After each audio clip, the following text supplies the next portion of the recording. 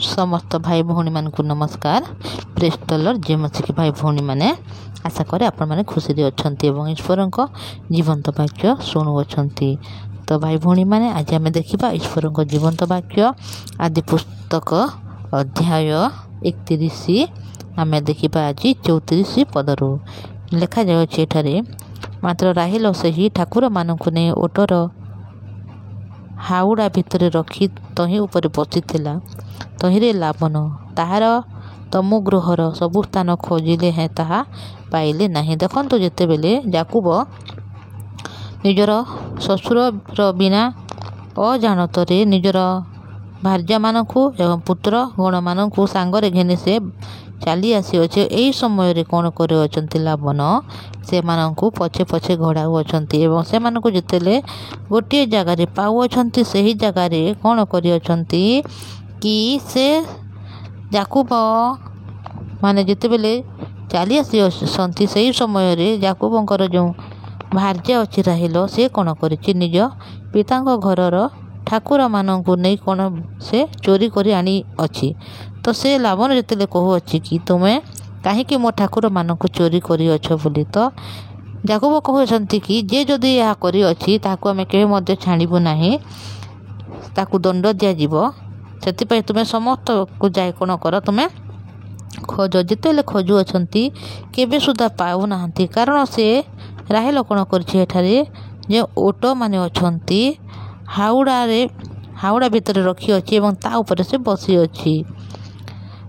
सेतेबेले राहेल पिता को कहिला मु आपणक छामुरे उठी पारिली नहीं बोली मोहर प्रभु क्रोध न करंतु, कारण मु त्रिधर्मिणी होई अछि। देखंतु यही कौन कहू अच्छी कि मोर स्त्री धर्म होई अछि जहा द्वारा मु उठी पारु नहीं, सेतिपई मते क्रोध करंतु नहीं बोली कहू अछि। यही रूपे से अन्वेषण कले हैं ठाकुर मानकु पाइला नहीं। देव से माने खोजु अछंती किंतु तांकर ठाकुर मानकु के सुधा पाउ नाहंती। तहु याकूब क्रुद्ध होई लावन को भर्सना कला। पुरी याकूब लावन को उत्तर करी कहिला मोहर की दोष ओ की पाप हैला जे तुमे प्रज्वलित होई मो पछे पछे दौड़ी आसिल।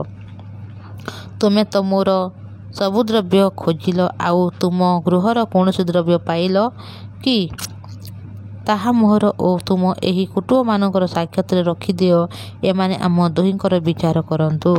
एते बेले लावन आसी निजर ठाकुर मानकु खोजु अछंती किंतु कहारी मध्य तमु भितरे पाउ नाहंती। सेटाकू ओटर हाउड़ा भितरे से राहेल रखी अच्छी जद्वारा से केवे मध्य सेठू उठू नहीं, ता ऊपर बसी देछि जहाद्वारा से कहू अच्छी कि मो स्त्री धर्म होई अछि जहाद्वारा मु उठी पारु नाही। सेतेबेले याकूब एठारे बेसी रागी जाउ अछंती एवं निज ससुर को कहू अछंती कि तुमे सबु जेतेबेले जगह को तुमे खोजिल कौनसी जगार मध्य पाइल नाही बोले से कौन करू अछंती बेसी राग मु तुमर कौन कर जहाद्वारा तुमे मते पछे पछे दौड़ी आसिल बोली एठारे कहउछंती। तुमे तो मोर सबु द्रव्य खोजिल एवं पाइल नाही, पाइछ कि बोली से क्वेश्चन करूछंती।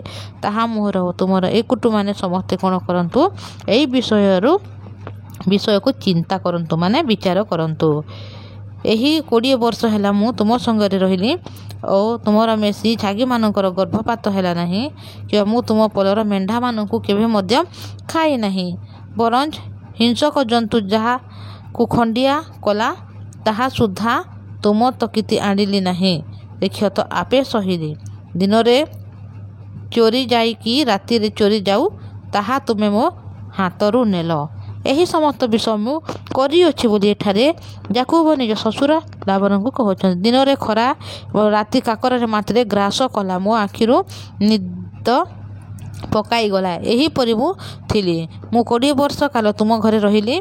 तुमर 2 झियो निमंते 14 वर्ष पशु मानक निमंते 6 वर्ष दास कर्म करिअछि। एति मध्य तुमर 10 थर मोहर बर्तन परिवर्तन करिअछ। एही समस्त विषय जहाँ मध्य तांको जीवन रे घटिअछि से समस्त विषय एठारे याकूब कहउछंती। एवं मोर पितृक परमेश्वर अब्राहम कर परमेश्वर इसहाकर भयस्थान जेबे मोहर सह्य होई न थान्ते तेबे अवश्य एबे तुमे मते तुच्छ हाथरे विदाय करिथांत। परमेश्वर मोहर दुख और हस्तर परिश्रम देखी अछंती, एणु गत रात्रे तुमको धमकाइले ଦେଖନ୍ତୁ ଏହି ସମସ୍ତ ବିଷୟ ଯାକୁବ ନିଜର ଶ୍ୱଶୁରଙ୍କୁ ଏଠାରେ କହୁଅଛନ୍ତି କି ତୁମଠାରେ ମୁଁ 20 ବର୍ଷ ହେଲା କ'ଣ କରିଛି ଦାସ୍ୟକର୍ମ କରିଅଛି ଏବଂ ସେଠାରେ 10 ଥର ମୋର ବର୍ତ୍ତନ ପରିବର୍ତ୍ତନ ମଧ୍ୟ କଲ, ହେଲେ ସୁଦ୍ଧା ମୁଁ କିଛି କହିଲି ନାହିଁ। ବରଂ ତୁମେ ମୋତେ କେବେ ସୁଦ୍ଧା ଯଦି ମୋ ପରମେଶ୍ୱର ତୁମକୁ ଧମକାଇ ନଥାନ୍ତେ ତାହେଲେ କେବେ ସୁଦ୍ଧା ତୁମେ ମୋତେ ଭଲ କରି କ'ଣ କରିନଥାନ୍ତ, ବିଦାୟ କରିନଥାନ୍ତ, ବରଂ ମୋତେ ତୁଚ୍ଛ ହାତରେ କ'ଣ କରିଥାନ୍ତ, ବିଦାୟ କରିଥାନ୍ତ। ଏହି ସମସ୍ତ ବିଷୟ ଯେତେବେଳେ ଯାକୁବ ଏବଂ ଲାବାନଙ୍କ ମଧ୍ୟରେ ଯୁକ୍ତିତର୍କ ହେଉଅଛି ଭାଇ ଭଉଣୀମାନେ, ଦେଖନ୍ତୁ ଯେତେବେଳେ ବାକ୍ୟକୁ ଆମେ ଦେଖୁଅଛୁ ଲାବାନ କେବେ ସୁଦ୍ଧା ଯାକୁବକୁ ଛାଡ଼ିବା ପାଇଁ ଚାହୁଁନାହାନ୍ତି, କାରଣ ଯାକୁବଙ୍କ ଦ୍ୱାରା ଲାବାନ ବେଶୀ ପରିମାଣରେ ଧନବାନ ହୋଇଅଛନ୍ତି ଏବଂ ତାଙ୍କର ବହୁ ସମ୍ପତ୍ତି ବଢ଼ିଯାଇଅଛି। ସେଥିସକାଶୁ ସେ ଯଦି ଯାକୁବକୁ ଛାଡ଼ିଦେବେ ତ ତା ସହିତ ତାଙ୍କ ସମ୍ପତ୍ତି ମଧ୍ୟ ଆପେ ଆପେ ଉଡ଼ିଯିବ। ସେଥିସକାଶୁ ସେ ଭଲ ଭାବରେ ଜାଣିଛନ୍ତି, କାରଣ ଯାକୁବଙ୍କ ସହିତ ପରମେଶ୍ୱର ଅଛନ୍ତି, ଯିଏକି ଅବ୍ରାହମଙ୍କର ପରମେଶ୍ୱର ଏବଂ ଇସାକର ପରମେଶ୍ୱର ସବୁବେଳେ ଯାକୁବଙ୍କର ସହବର୍ତ୍ତୀ ଅଛନ୍ତି। ଏହି ସମସ୍ତ ବିଷୟ ଲାବାନ ଭଲ ଭାବରେ ଜାଣିଛି, କିନ୍ତୁ ତାକୁ ଯେତେବେଳେ ଦୌଡ଼ ମଧ୍ୟ ଅଛନ୍ତି ସେହି ସମୟରେ ଯାକୁବଙ୍କୁ କିଛି ମଧ୍ୟ କରିପାରୁନାହାନ୍ତି, କାରଣ ସେଠାରେ ପରମେଶ୍ୱର ସେମାନଙ୍କୁ କ'ଣ କରୁଅଛନ୍ତି, ଧମକାଇ ଅଛନ୍ତି। ଦେଖନ୍ତୁ ଭାଇ ଭଉଣୀମାନେ, ଯେତେବେଳେ ଆମେ ଈଶ୍ୱରଙ୍କ ସନ୍ତାନ, ଈଶ୍ୱରଙ୍କ ମନୋନୀତ ଲୋକ ହେଇପାରେ ଏତେ ଲୋକ ଥିବେ ଏହି ପୃଥିବୀରେ ଯେ ବେଶୀ ଆମକୁ ରାଗୁଥିବେ, ଆମକୁ ବେଶୀ ଭଲ କହୁନଥିବେ, ଭଲ ପାଉନଥିବେ, ଘୃଣା କରୁଥିବେ, କିନ୍ତୁ ଯେତେବେଳେ ସୁଦ୍ଧା ଆମକୁ ସେ କିଛି କଷ୍ଟ, ସମସ୍ୟା, କିଛି ଯନ୍ତ୍ରଣା, କିଛି ଦୁଃଖ ପହଞ୍ଚାଇବା ପାଇଁ ଚାହିଁବେ ସେ କେବେ ସୁଦ୍ଧା ଆମକୁ ପହଞ୍ଚାଇ ପାରିବେ ନାହିଁ, କାରଣ ପରମେଶ୍ୱର ଯାହାକୁ ମନୋନୀତ କରନ୍ତି ପରମେଶ୍ୱର ସେ ନିଜେ ଆପେ କ'ଣ କରନ୍ତି, ତାର ସୁରକ୍ଷା କରନ୍ତି, ତାର ଯତ୍ନ ନିଅନ୍ତି। ଠିକ୍ ସେହିପରି ଭାଇ ଭଉଣୀମାନେ ପରମେଶ୍ୱର ଆପଣଙ୍କୁ ମନୋନୀତ କରିଅଛନ୍ତି, ଅବ୍ରାହମଙ୍କ ପରି, ଇସାକଙ୍କ ପରି, ପୁଣି ଯାକୁବଙ୍କ ପରି ଆପଣଙ୍କୁ ମହାନ କରିବା ପାଇଁ ଚାହୁଁଅଛନ୍ତି ଏବଂ ଆପଣଙ୍କୁ ତାଙ୍କ ଅନୁଗ୍ରହ ଦେବା ପାଇଁ ଚାହୁଁଅଛନ୍ତି। ସେଥିପାଇଁ ଆପଣ କୌଣସି ବିଷୟରେ ଭୟଭୀତ ହୁଅନ୍ତୁ ନାହିଁ। ଯଦି ଆପଣଙ୍କର କୌଣସି ଶତ୍ରୁ ଅଛି, ଆପଣଙ୍କୁ ଯଦି ନୀଚ କରିବା ପାଇଁ ଚାହୁଁଅଛି, ଆପଣଙ୍କୁ କଷ୍ଟ ଦେବା ପାଇଁ ଚାହୁଁଛି, ତାହେଲେ ଆପଣଙ୍କ ଆଡ଼ୁ କ'ଣ ହେବ, ପରମେଶ୍ୱର ନିଜେ ସେ କ'ଣ କରିବେ, ତାଙ୍କ ସହିତ ଯୁଦ୍ଧ କରିବେ ଓ ଆପଣ ସବୁବେଳେ ସେ ଠାରୁ କ'ଣ ହେବେ, ବିଜୟୀ ହେବେ। ତ ଆଜି ଏତିକି କହୁଛି ଭାଇ ଭଉଣୀମାନେ, ଆସନ୍ତୁ ଆଜି ଆମେ ପ୍ରାର୍ଥନା କରିବା। ଏପରି ବାକ୍ୟ ଶୁଣିବା ପାଇଁ ଚାହୁଁଛନ୍ତି ତ ଏହି ଚ୍ୟାନେଲକୁ ଆପଣମାନେ ସବସ୍କ୍ରାଇବ୍ କରନ୍ତୁ, ସେୟାର ଏବଂ ଲାଇକ୍ କରନ୍ତୁ। ଦେଖନ୍ତୁ ପ୍ରାର୍ଥନା କରିବା। ଧନ୍ୟବାଦ ପବିତ୍ର ପରମେଶ୍ୱର ପିତା, ମଙ୍ଗଳମୟ ପବିତ୍ର ପ୍ରଭୁ, ଦୟା ଦେଇଅଛ, ଅନୁଗ୍ରହ କଲ, ତୁମରି ଚରଣତଳ ଡାକି ଆଣିଲ, ଧନ୍ୟବାଦ। ଆଜି ଦେଖୁଛୁ ପ୍ରଭୁ, ଯେତେବେଳେ ପିତା ପରମେଶ୍ୱର ଲାବାନ ଯାକୁବଙ୍କୁ ସେ ଘୋଡ଼ାଉଅଛି, ହେଲେ ସୁଦ୍ଧା ତାର କିଛି ମଧ୍ୟ କରିପାରୁନାହିଁ, କାରଣ ସେଠାରେ ପରମେଶ୍ୱର ଯାକୁବଙ୍କ ସହିତ ଅଛନ୍ତି ଏବଂ ସେ ଲାବାନଙ୍କୁ ଧମକାଉଅଛନ୍ତି। ଠିକ୍ ସେହିପରି ପ୍ରଭୁ ଆମର ଭାଇ ଭଉଣୀମାନେ ଯେ ଏହି ବାକ୍ୟକୁ ଶୁଣୁଅଛନ୍ତି ସେମାନଙ୍କୁ ମଧ୍ୟ ତୁମେ ସୁରକ୍ଷା କରିଅଛ, ଯତ୍ନରେ ରଖିଅଛ, ତାଙ୍କ ସମସ୍ତ ପରିବାରକୁ ତୁମେ ଆଶୀର୍ବାଦ ଦେଉଅଛ ପ୍ରଭୁ। ଏମାନଙ୍କ ପରିବାରରେ ଯଦି କେହି ହସ୍ପିଟାଲରେ ଅଛନ୍ତି ସେମାନଙ୍କୁ ତୁମେ ସୁସ୍ଥତା ଦିଅ ପ୍ରଭୁ, ପୁଣି ସେମାନେ ଯେପରି ସୁସ୍ଥତା ପାଇବାକୁ ପାରିବେ, ତୁମର ନିକଟକୁ ଆସି ଧନ୍ୟବାଦିତ ହୃଦୟ ରଖିବାକୁ ପାରିବେ, ସାହାଯ୍ୟ କର।